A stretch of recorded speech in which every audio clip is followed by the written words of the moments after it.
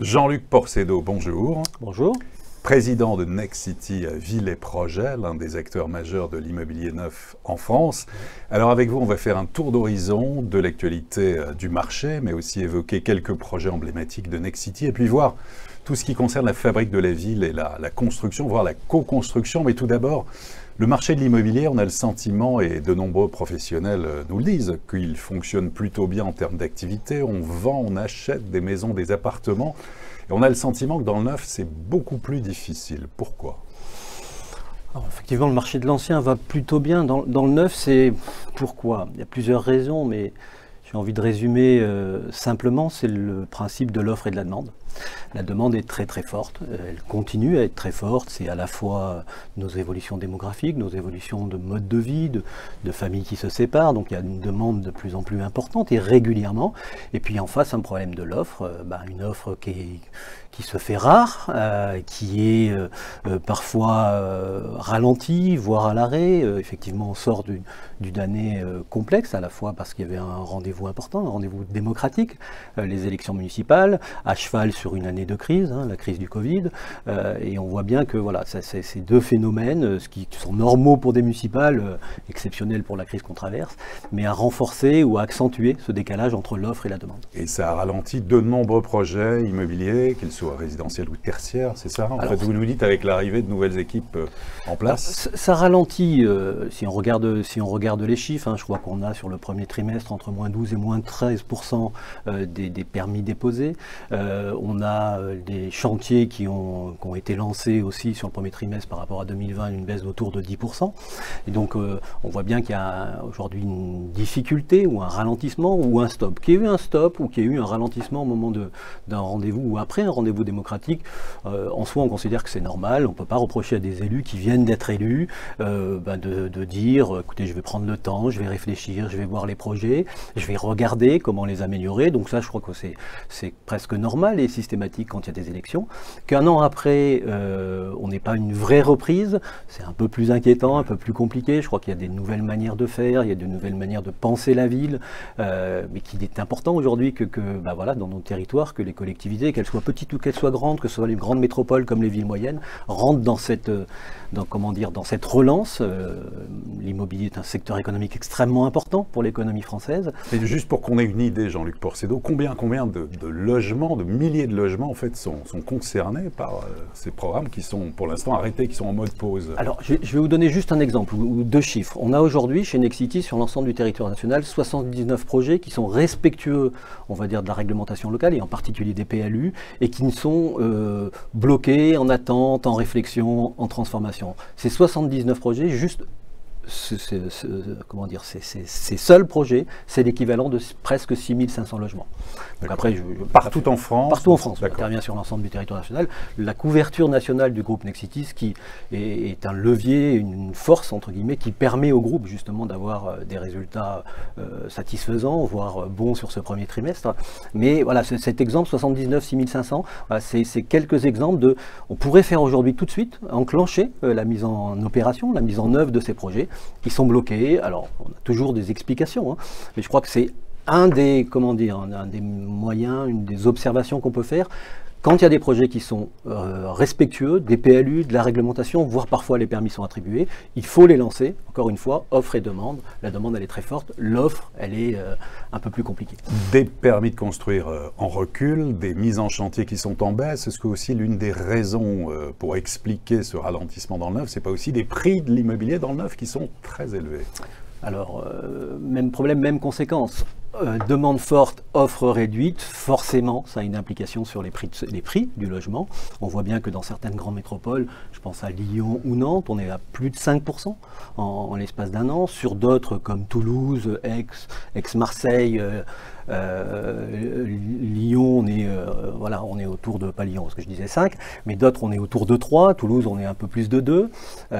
Paris, intramuros, on est sur un marché qui se tasse, où on a des prix de sortie, mais il y a peu de neuf et des prix de sortie qui étaient très hauts, donc ils augmentent pas beaucoup, heureusement pour les Parisiens. On doit être autour de 14 000 € du mètre carré en moyenne dans le neuf. Mais par contre, on a un effet report sur la première et la deuxième couronne, où on a des niveaux d'augmentation du neuf qui sont équivalents à ce que je disais de Lyon ou Nantes, de près de 5%. Ça, vous le sentez, comme dans l'ancien d'ailleurs aussi on va dire que la première et la seconde couronne parisienne, les fêtes d'attractivité. Oui, bien sûr. Ouais. On ressent les mêmes phénomènes dans les métropoles, en périphérie des métropoles. La crise du Covid, le besoin d'avoir des espaces extérieurs, un cadre de vie plus agréable, plus respectueux ou proche de l'environnement, se voit des grosses métropoles en périphérie des grosses métropoles, et en particulier un certain nombre de villes qui sont autour de ces grosses métropoles. Et on le voit à une autre échelle des métropoles de province sur la périphérie de ces métropoles. L'Île-de-France, par exemple, les villes qui a autour raccrochées à des infrastructures de transport comme Reims, comme Beauvais, comme Chartres, comme Le Mans, comme Tours, on voit un retour en attractivité de ces territoires. Et puis dans une grande métropole, je vais prendre l'exemple de Reims, du Grand Reims, on voit qu'autour, dans des collectivités qui sont beaucoup plus petites, parfois des 1000-1500 habitants, une demande d'une population qui était dans le centre de Reims, qui a envie de s'éloigner un tout petit peu. Je crois que les études nous montrent qu'aujourd'hui, les hommes et les femmes qui cherchent un lieu de résidence acceptent un peu plus de transport, un temps de transport un peu plus développé, en contrepartie d'un cadre de vie agréable, d'un cadre de vie dans un environnement plus rassurant, plus respectueux. Et puis aussi, on a d'autres phénomènes qui sont liés à la crise, qu'on voit émerger. Beaucoup de professionnels s'interrogent, comme le télétravail, qui vont peut-être renforcer ces mouvements de population. Il n'y a pas des migrations extrêmement importantes. D'exode urbain pour l'instant. Mais on voit bien qu'il y a l'émergence de nouveaux phénomènes et on voit bien qu'il y a surtout un retour en attractivité de ces villes moyennes. Alors justement, vous avez dressé le constat sur la situation notamment en neuf et le déséquilibre déjà entre l'offre et la demande. Quelles sont les raisons d'espérer? Quels sont les leviers qui permettraient de relancer en tout cas la machine dans le neuf? D'abord parce que les gens ont besoin de logement, je le disais et je le répète, et que les élus, dans toutes les collectivités, sont soumis à des demandes ou observent des demandes tous les jours, quotidiennes, de besoins de logement. Donc on va dire, on sait bien que ces sujets-là ne s'effacent pas, que ces sujets-là ne vont faire que s'augmenter. Donc ça, c'est une première raison. D'accord. La deuxième raison, c'est qu'aujourd'hui, on sait faire la ville différemment. C'est-à-dire, on sait faire la ville en étant respectueux de l'environnement, c'est bien en termes de matériaux que de bilan carbone. On sait faire la ville en étant, on va dire, attentif à ce que la ville ne soit pas justement simplement un lieu de vie, mais un lieu où il y a des services, un lieu où la mobilité, et les mobilités douces en particulier, sont articulées. Donc plus de co-construction déjà, plus de dialogue avec les acteurs de terrain déjà, c'est quelque chose, c'était une tendance, ça a été accéléré avec le Covid. Il y a une grande nouveauté depuis quelques années, c'est que la ville ne se fait pas tout seul. La ville se fait bien sûr et bien évidemment, et c'est normal avec les élus, mais la ville se fait aussi avec un ensemble d'opérateurs, qu'ils soient de l'immobilier, qu'ils soient de l'énergie, qu'ils soient du transport, qu'ils soient des mobilités. Voilà. La ville aujourd'hui se construit, et en particulier se reconstruit dans les zones denses, autour de on va dire, de cette démarche de co-construction et d'aménagement. Et surtout, la ville se fait en étant attentif aux préoccupations de nos concitoyens et en particulier des questions environnementales. On sait faire des villes aujourd'hui décarbonées. Nexity est le premier opérateur labellisé BBCA. Nexity est le premier opérateur bois, de construction en bois. On est engagé sur un certain nombre de projets où on fait la ville, on va dire, à la fois en étant attentif aux enjeux environnementaux, à la fois en étant attentif à la manière dont va s'organiser la ville. Je le disais, logement, services, télétravail, tiers-lieux, et en même temps en étant attentif à comment nos concitoyens vont se déplacer ou pas. Une grande théorie de la ville du quart d'heure, de Carlos Moreno, qui existe en Île-de-France ou dans les grandes métropoles, mais qui peut aussi se déployer à sa manière dans des plus petites villes. Ça veut dire aussi que chez Nexity, vous êtes de plus en plus attentif à développer tout ce qui touche le co-living, le coworking, les tiers-lieux, ça c'est quelque chose que vous développez de plus en plus? Nexity, c'est le numéro 1 des services à l'immobilier en France. Ouais. Nexity, c'est de la promotion résidentielle, de la promotion tertiaire, des services syndics, marchands de biens, et on va dire des filiales qui font ou qui fabriquent la ville, comme la mienne, Nexity Ville et Projets, c'est-à-dire en étant à la fois aménageur, ensemblier urbain, mais aussi, on va dire, opérateur central, coordinateur de l'ensemble des gens qui fabriquent la ville. Donc on est bien évidemment attentif à l'émergence de ces nouvelles demandes. beaucoup de débats en ce moment, j'entendais encore ce matin, sur l'avenir du bureau. Nous ne croyons pas à la fin des sièges sociaux. Les quartiers d'affaires ont de l'avenir. Je ne sais pas, je ne suis pas spécialiste. Simplement, je crois que les hommes et les femmes, nos concitoyens, sont aussi recherche de la relation sociale. C'est pas moins de bureaux, c'est mieux de bureaux demain. C'est un parcours entre son lieu privé, des tiers-lieux, où parfois on ira travailler, parce qu'il faut aussi se dire que parfois c'est compliqué de rester chez soi en télétravail. Il a été imposé, il a plutôt bien fonctionné par rapport à la crise Covid, mais en même temps ce n'est pas forcément une fin en soi. On a besoin de lieux où on se rencontre, où on travaille, où on échange. C'est, on va dire, le rôle et l'importance d'un siège social ou d'un lieu pour se retrouver. On est des hommes et des femmes, on est des animaux sociaux, on a besoin de relations, et parfois on a des modes de fonctionnement de notre travail qui évoluent, un peu chez soi, un peu tiers-lieu, c'est-à-dire à cheval entre le bureau et le domicile. Oui, aujourd'hui, dans le travail, mais parce que le travail est un élément essentiel de la manière dont fonctionne une ville, il y a ces évolutions, et nous on est bien sûr attentifs. On est à la fois plus qu'attentifs, puisqu'on intervient sur des lieux de coworking, on est très engagé sur ce secteur-là, mais en même temps, on reste promoteur de sièges sociaux, parce que ça existe et qu'il y en a encore besoin. Et puis la transformation passe aussi par le digital, à la fois pour les promoteurs comme pour les acquéreurs. Entre le moment où on veut acquérir un bien, qu'on est sur un espace de vente, ou qu'on fait le choix, et puis la remise des clés, il s'étale généralement entre 2 voire 3 ans, c'est long aussi. Quels sont les principaux enjeux du digital maintenant chez vous? Vous savez, je vais faire une lapalissade, mais le digital est tellement présent dans nos vies quotidiennes, quel que soit le sujet, sur l'accès à la culture, sur l'accès au commerce, sur l'accès aux loisirs, au voyage. Il n'y a aucune raison que l'immobilier... Oui, mais sur l'immobilier notamment, soit éloigné de ces évolutions. Sur l'évolution du chantier, voilà. Le digital, il y a 2 manières. C'est à la fois une amélioration de la relation client et de l'accompagnement du client. C'est un sujet extrêmement important sur lequel Nexity est très avancé. Le digital, c'est aussi une manière d'accompagner des travaux, d'accompagner des chantiers. Je pense au BIM en particulier. Toutes ces nouvelles technologies nous aident à être plus performants, plus efficaces et à anticiper. Et c'est une vraie priorité pour des promoteurs, anticiper l'évolution de la ville que l'on construit. C'est-à-dire qu'avec ces technologies, on est capable de penser le projet, mais aussi de penser son évolution. C'est tout l'intérêt, parce que le bilan carbone, c'est aussi comment on accompagne nos constructions, nos quartiers de ville dans le temps, dans la durée, comment on anticipe, et on parlera peut-être des sujets de réversibilité.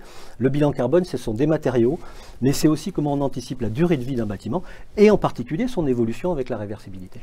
Alors justement, on va voir 3 projets emblématiques de Nexity. Tout d'abord, le premier, c'est le village des athlètes qui est à Saint-Ouen en Seine-Saint-Denis. Alors, village des athlètes, on parle bien sûr là des Jeux Olympiques, Paris 2024. Alors, quel est le projet?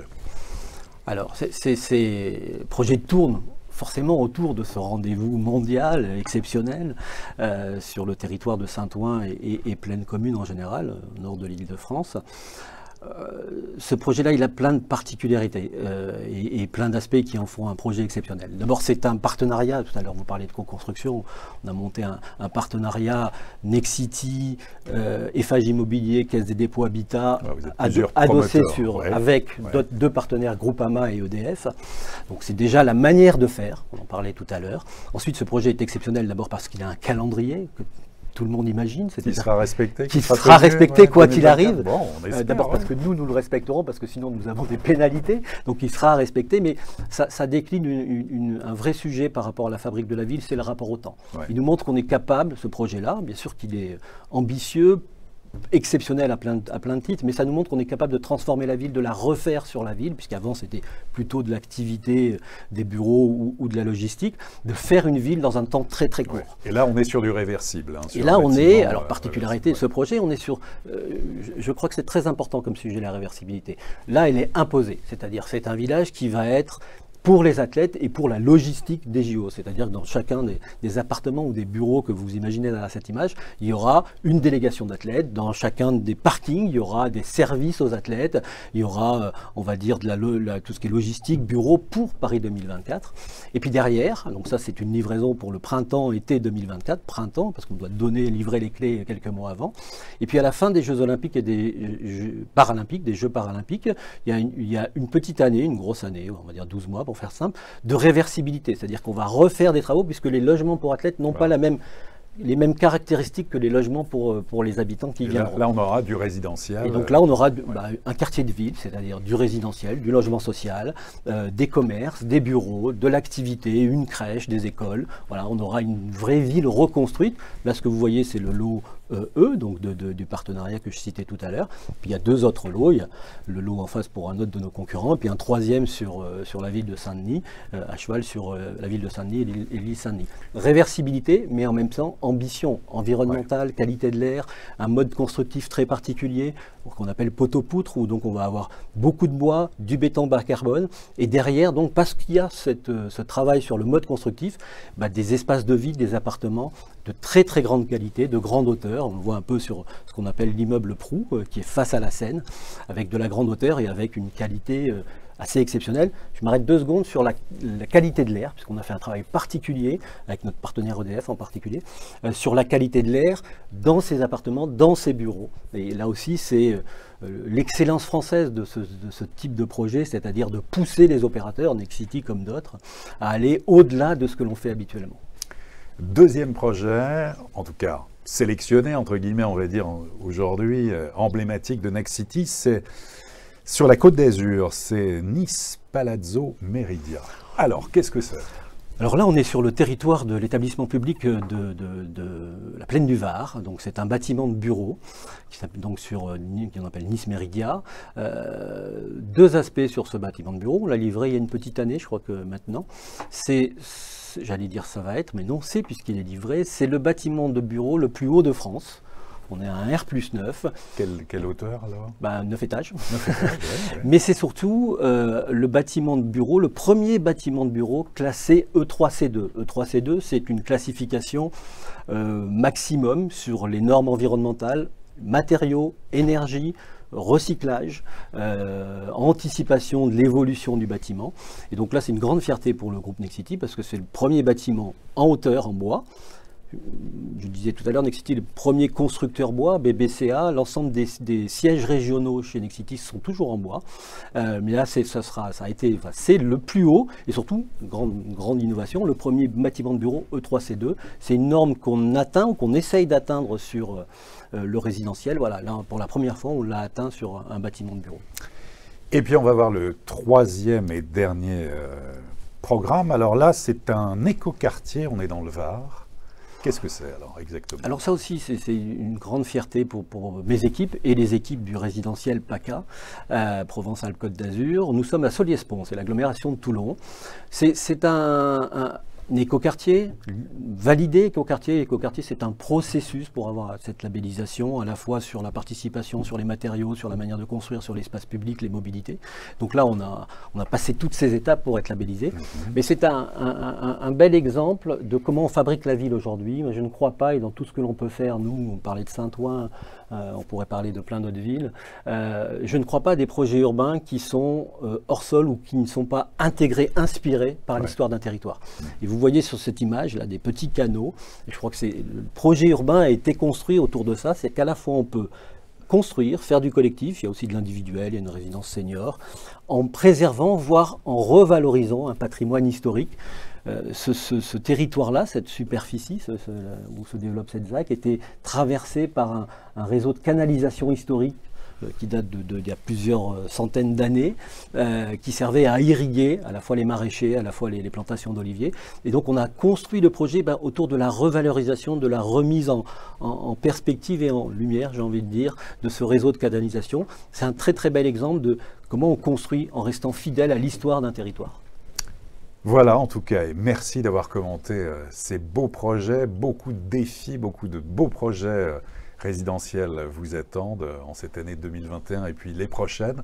En tout cas, Jean-Luc Porcedo, merci beaucoup. Merci de m'avoir accueilli. et à très bientôt pour une prochaine édition du Club Imo.